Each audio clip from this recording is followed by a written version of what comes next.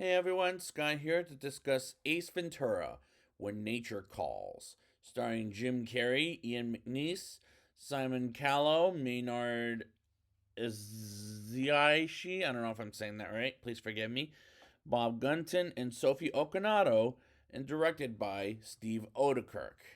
Steve Odekirk is a guy that I liked Kung Pao, but I don't know if I have to revisit it to see if I really enjoyed it, but I remember it being pretty funny, but here, uh, I remember seeing this one time and being a little disappointed in it. But let's see why. In the mountain, Ace Ventura, returned by Jim Carrey, climbs the mountain and feeds a baby bird by vomiting it in its mouth. And it looks like a smooching. It was. It looks like he was smooching it with, which is absolutely disgusting, and rescues a raccoon as it looks down and almost slips to its death, and eventually it does, and Ace hides in a room full of monks because of how guilty he feels, and meets Fulton Greenwall, played by Ian McNeice, as he feels disgraced, and the recycled humor is just a bad idea, as it's not as funny as the original. And that's my problem with sequels to comedies, those of you that might have heard that before. And Jim Carrey is phoning it in this sequel. And there's a good reason he doesn't play the same character twice, other than this and Dumb and Dumber, which I'll get to later on in my life. They get to the jungle, and Ace does a parking job like a flip, which is so freaking stupid. This is the stupidest sequel and probably the worst sequel to a comedy I've seen, as it's pointless and there's no reason to make this movie, as it looks like a cartoon. Ace meets Burton Quinn, played by Bob Gunton, as well as Vincent Cadby, played by Simon Callow, and I don't know if I'm saying this right, Yo Wada, something like that, played by Maynard Eziashi, and acts like an amateur douche in the party scene, which makes me think this movie's trying way too hard to be funny, but it doesn't succeed very well, unfortunately. Vincent gives Ace the assignment to find a great white bat, and they go around Africa and meet some Africans, and he fakingly sneezes on them, and their leader spits on Ace because he likes him, which doesn't make any sense, and I'm not laughing at this at all. As the Wachati princess, played by Sophie Okinato, and yes, they're called the Wachati, dances around Ace, and he runs off and smells the fingerprints of scum and removes it, from what I get the impression of, and the Wachati princess speaks English as Ace makes her smile, and does he know she wants to marry him because he's so stupid it's insane. Ace goes inside the cave to search for the white bat. And what kind of bat is white? Maybe it's the queen, but I don't know. And throws the torch and runs out screaming and acting like an idiot. And I swear this movie is trying way too hard to make people laugh when it fails miserably.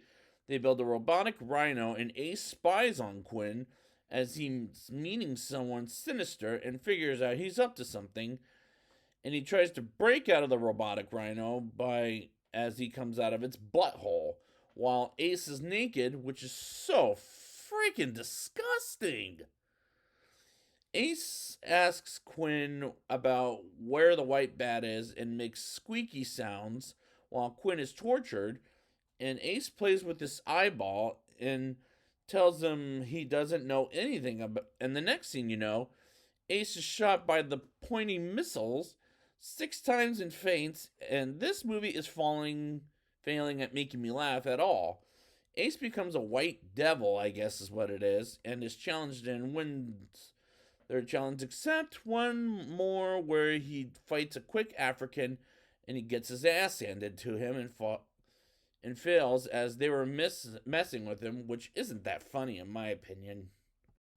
Ace spots the white bat and the bad guys, and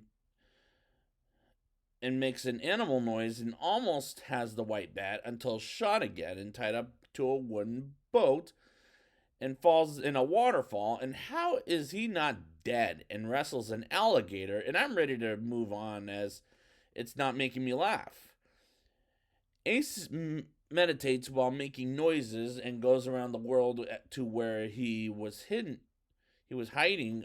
He hid earlier at the beginning of the movie, and sends the head monk a message and realizes they have Guado, which doesn't make sense.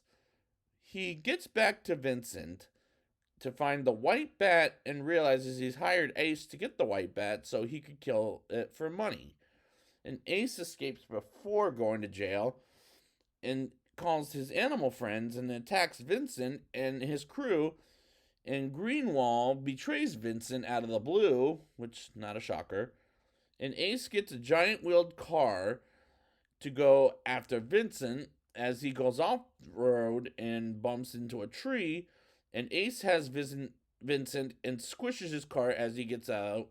And Ace grabs the white bat, and Vincent bumps into the Wachati hunters as they go to war with each other and sees Ace with the white bat and returns it home while the gorilla finishes off Vincent. And the princess and prince get married, and the climax is stupid, and I was glad this movie was over at this point. Now it's time for the rating. I'll give this movie a 1.4 out of 10. This is one of the worst sequels to a comedy I've seen in my life. Maybe the next one is much worse. This tries so hard to make me laugh, and it failed miserably, and it's not funny, as it makes no frickin' sense. The humor is mostly recycled from the first film, and this is a complete retelling of the same jokes as the first time. So I'd like to thank you guys for joining me, and yes, there is a next one. It's called Ace Ventura Jr. Pet Detective. I will be back with that review next time, and until then, alrighty